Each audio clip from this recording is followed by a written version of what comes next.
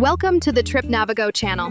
Today we're taking you to one of the most beautiful and recognizable cities in Europe, Kraków. For centuries, this was the beating heart of the Polish kingdom. Not only a former capital, but also the seat of kings and a center of culture and trade. We begin our Kraków adventure at one of its important and symbolic locations, Jan Matejko Square. At the far end of the square stands the Basilica of St. Florian, one of the oldest churches in Kraków, dating back to the Middle Ages. Also on the square rises the monumental Grunwald monument, commemorating the victory of Polish-Lithuanian forces over the Teutonic Knights. It was funded in 1910 on the initiative of Ignacy Paderewski and still impresses today, especially in the evening, when beautifully illuminated. The next stop on our Kraków tour is the Barbican, a true gem of medieval military architecture and one of the few remaining structures of its kind in Europe. Built at the end of the 15th century, around 1498, during the reign of King John I Adalbert, it was designed to protect the city's most important entrance, the Florian Gate, and was part of an extensive city wall system. This powerful, circular brick structure with thick walls and 7 turrets could hold up to 100 soldiers.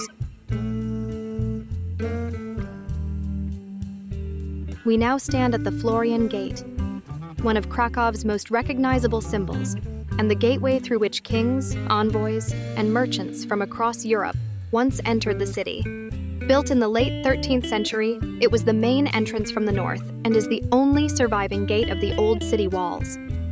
Its tall Gothic tower stands over 30 meters high and served both defensive and ceremonial purposes for centuries. The royal route, the path taken by royal processions to Wawel Castle, began right here. Today, this is one of Krakow's most popular tourist spots, and passing through the gate feels like walking back in time. After the gate, we step onto one of Krakow's most famous streets, Floriańska Street. This historic street follows the royal route directly to the main market square, the heart of the old town. Floriańska Street is now a lively pedestrian area filled with cafes, shops, galleries, and historic tenement houses. But its origins date back to the Middle Ages, when it served as the main artery connecting the gate with the city's commercial and civic center. Ahead of us stands one of Krakow's most iconic landmarks, St. Mary's Basilica, or the Church of the Assumption of the Blessed Virgin Mary. Its 2 distinctive towers dominate the main market square and can be seen from nearly every point in the city center. The basilica was built in the 14th century in Gothic style on the site of an earlier Romanesque church. The taller northern tower, over 80 meters high, is where the famous trumpet call, the Hejnał, is played live every hour by a firefighter, commemorating the legendary Tatar invasion. We're now in the very heart of Kraków, the main market square, where the famous Cloth Hall, or Sukiennice, stands. This is one of the most iconic buildings in Kraków, and a symbol of the city's medieval trading power. Originally built in the 14th century as a covered market, primarily for cloth, hence the name, it was later rebuilt in Renaissance style with characteristic attic decorations and arcades. Today, you'll find rows of stalls inside selling souvenirs, crafts, and artworks. The perfect place to find something unique from Kraków.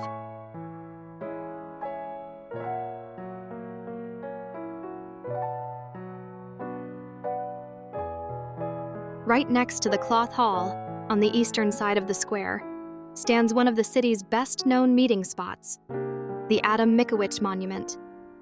This monument was unveiled in 1898, on the 100th anniversary of the national poet's birth.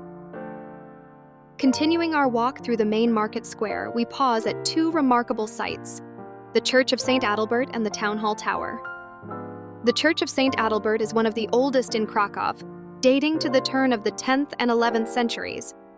According to tradition, it stands on the spot where St. Adalbert himself once preached. Though small in size, the church holds immense historical value, with Romanesque elements and layers of history within its walls. Just steps away is the imposing Town Hall Tower, the only remaining part of the old City Hall, demolished in the 19th century. Rising about 70 meters high, visitors can climb to the top for panoramic views of the Old Town. It's also a great example of Gothic secular architecture.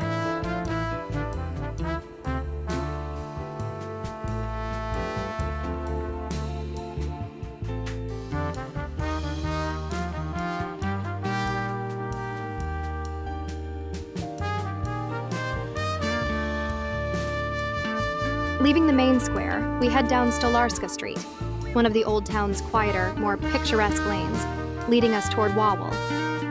Here stands the impressive Basilica of the Holy Trinity, the Dominican Church. Founded in the 13th century when the Dominicans first arrived in Kraków, it has survived fires and reconstructions, but preserved its Gothic character. The interior features towering columns, ribbed vaults, and notable chapels, including the Chapel of St. Hyacinth, one of Poland's first Dominican missionaries.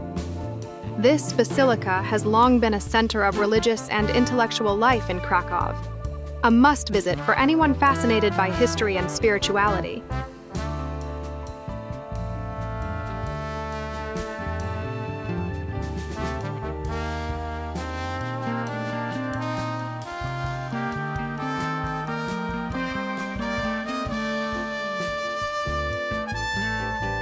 Continuing down Grodzka Street, one of the oldest royal arteries, we arrive at the Church of Saints Peter and Paul, a Baroque gem and one of Krakow's most recognizable churches. Built in the late 16th and early 17th centuries as the city's first Baroque church, it was funded by King Sigismund III Vasa and handed to the Jesuits. The church features a classical facade and statues of the 12 apostles at the entrance. Inside, the bright, spacious interior is richly decorated, and beneath lies a crypt with the tomb of Piotr Skarga and other notable clergy. It's a place of spiritual reflection and architectural beauty.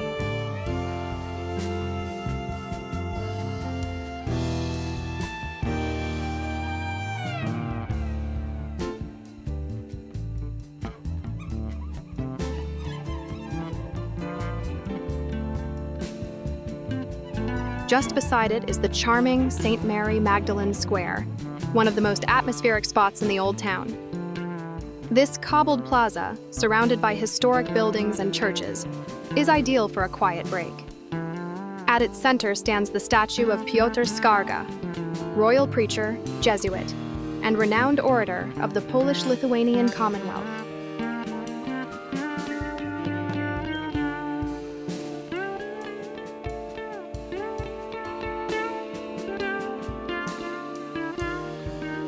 We have reached the most important point of the royal route, Wawel Hill, crowned by the royal castle of Wawel.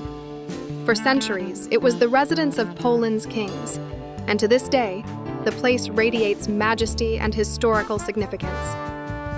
The first fortifications and buildings on Wawel existed already in pre-Christian times, but it was in the 11th century that the construction of stone ducal residences began.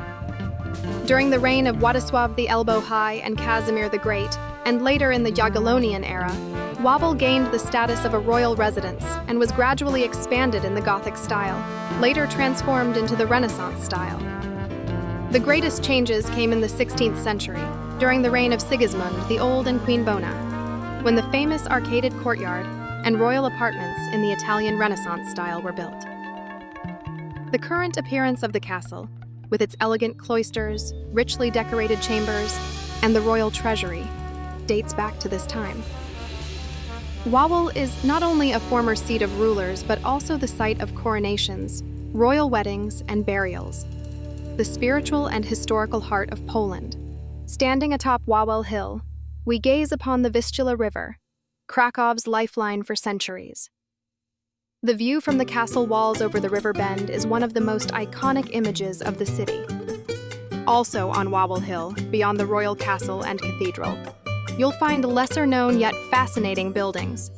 One is the former seminary, once home to the cathedral clergy.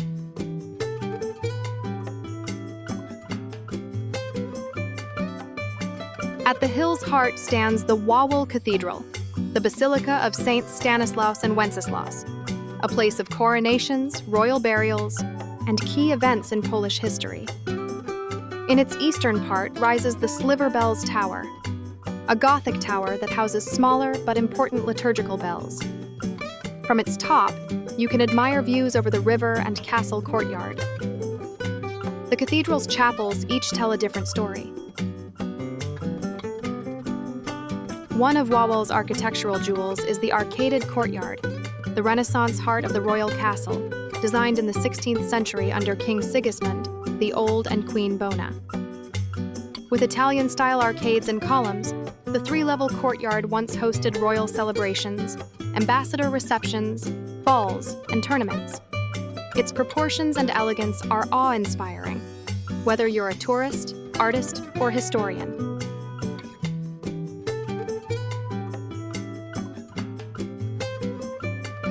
Wawel is the soul of Polish history, where power, faith, and art converge.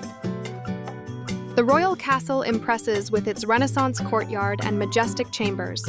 The Wawel Cathedral is a spiritual monument, home to chapels, royal tombs, and the mighty Sigismund bell, all set against stunning views of the Vistula and Cracow's historic legacy.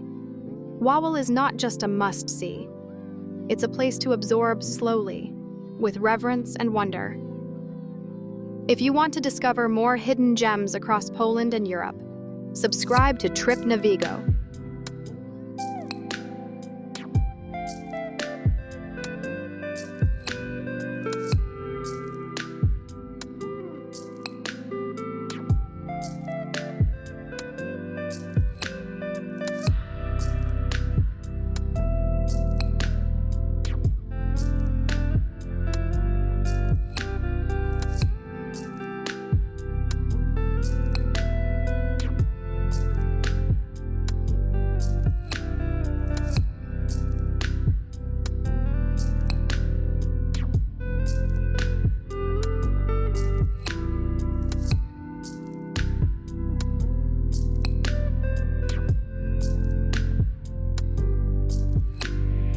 Venturing off the main tourist route, we arrive in Kazimierz, home to one of Poland's most beautiful Gothic churches, St. Catherine of Alexandria Church, part of the Augustinian Monastery. Founded in the 14th century by King Casimir the Great, this grand church boasts high vaults, tall columns, and stunning acoustics. It's still a place of contemplation and concerts, cared for by the Augustinians.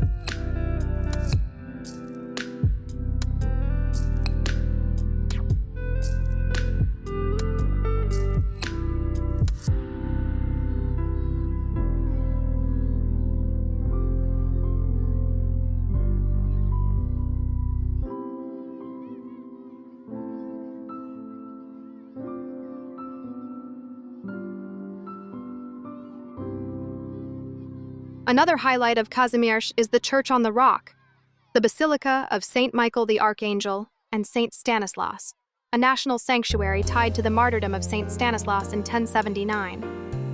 This tragic event profoundly shaped Poland's spiritual identity.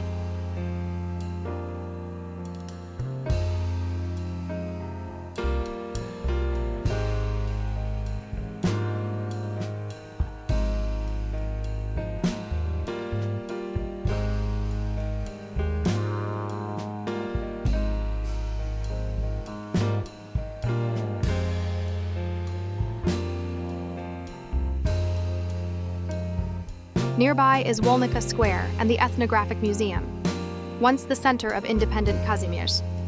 Now housed in the former town hall, the museum showcases folk life, traditional interiors, costumes, and tools from across Poland.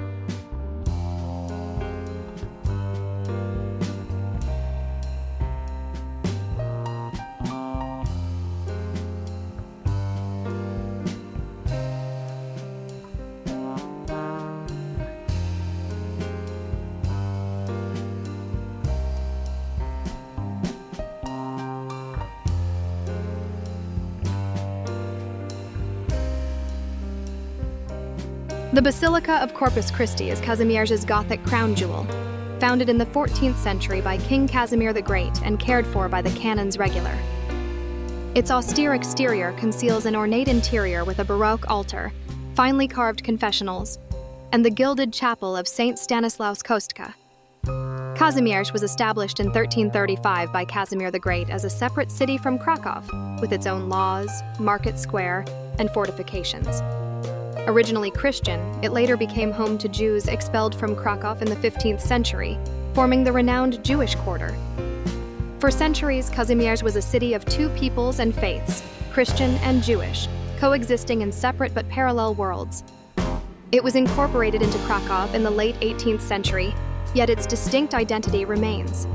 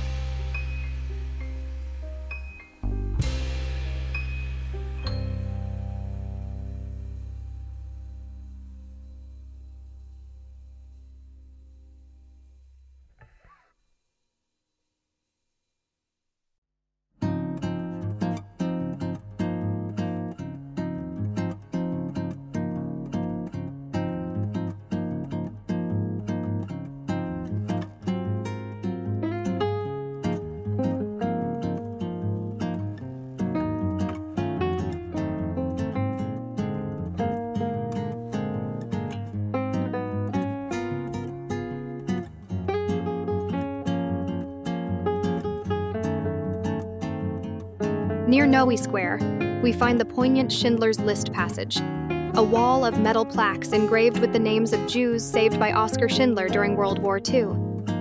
It's a modest but moving tribute to human courage. Noe Square is the heart of Kazimierz, full of contrasts, history, and culinary legends.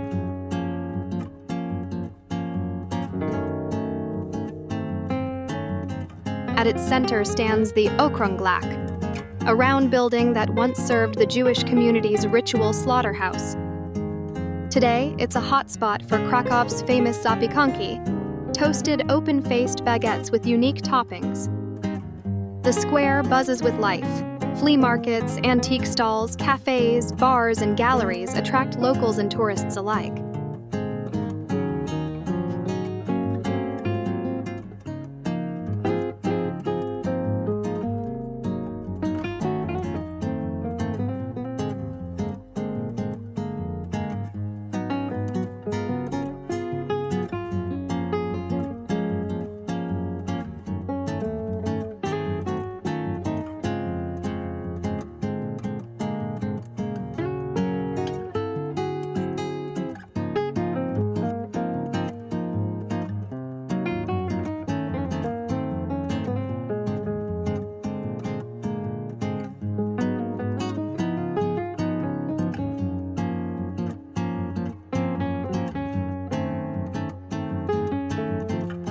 On Soroka Street, the main artery of the Jewish quarter, history echoes in every cobblestone. Here stands the Remo Synagogue, the smallest but one of the most significant synagogues in Kraków. Built in the 16th century, it honors Rabbi Moses Isserles, a scholar and Talmud commentator. Beside it lies the Remo Cemetery, Poland's oldest preserved Jewish cemetery.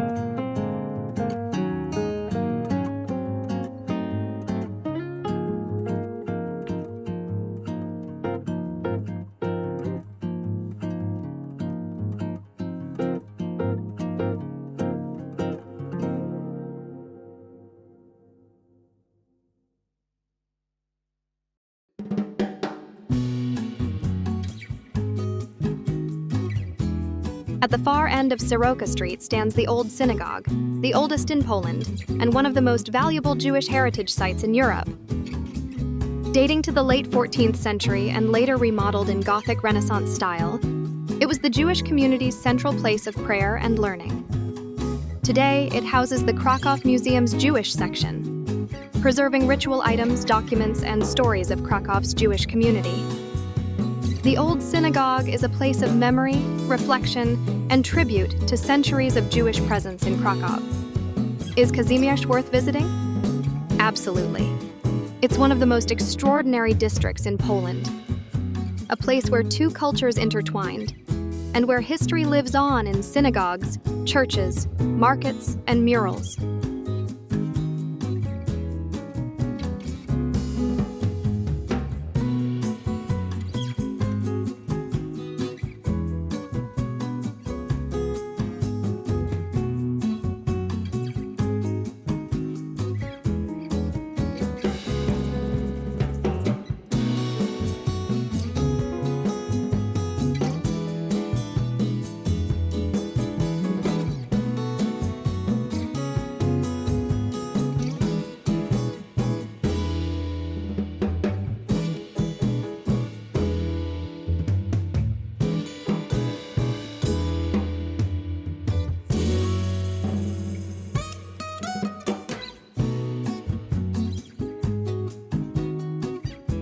At the foot of Wawel Hill, along the Vistula boulevards, lies the picturesque church of St. Bernard of Siena, one of Krakow's most beautifully situated sacred sites.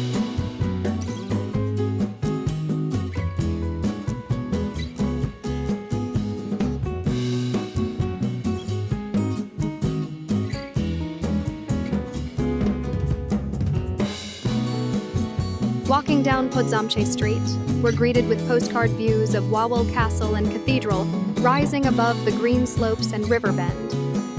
This scenic spot also houses the monument to Tadeusz Kościuszko, Polish and American national hero, leader of the Kościuszko uprising, and a symbol of freedom. The statue shows him in general's uniform, saber at his side, gazing toward the city.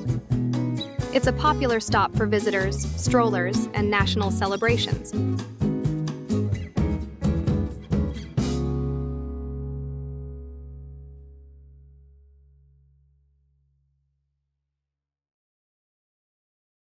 At 3 Franciszkańska Street stands one of Krakow's most emotionally powerful landmarks, the Papal Window in the Archbishop's Palace. From this very window, Pope John Paul II spoke to crowds during his pilgrimages to Poland.